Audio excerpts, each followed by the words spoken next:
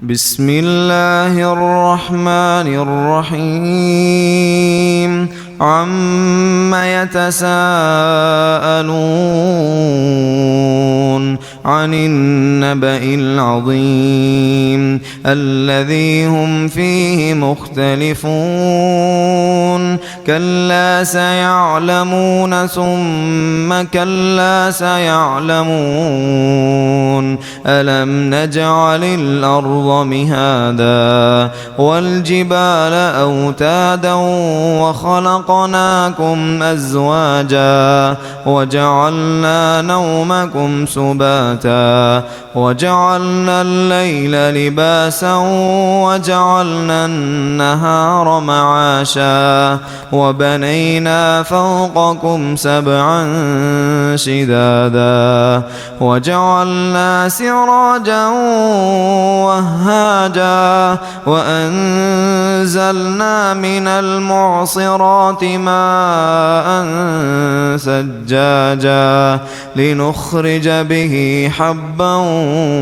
ونباتا وجنات ألفافا إن يوم الفصل كان ميقاتا يوم ينفخ في الصور فتأتون أفواجا وفتحت السماء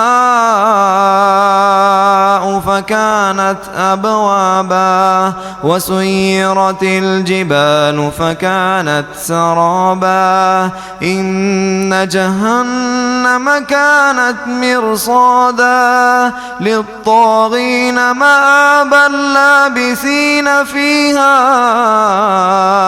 أحقابا لا يذوقون فيها بردا ولا شرابا إلا حميما وغساقا جزاء وفاقا إنهم كانوا لا يرجون حسابا وكذبوا بآياتنا كذابا وكل شيء أحصيناه كتابا فذوقوا فلن نزيدكم إلا عذابا إن للمتقين مفازا حدائق وأعنابا وكواعب أترابا وكأسا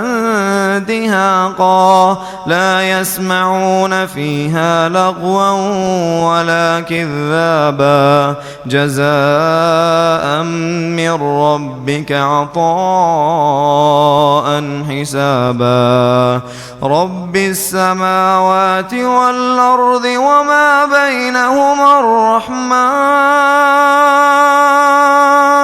لا يملكون منه خطابا يوم يقوم الروح والملائكة صفا لا يتكلمون إلا من أذن له الرحمن وقال صوابا ذلك اليوم الحق فمن شاء اتخذ إلى ربه مآبا إنا أنذرناكم عذابا قريبا يوم ينظر المرء ما قدمت يداه يوم ينظر المرء ما قدمت يداه ويقول الكافر يا ليتني كنت ترابا.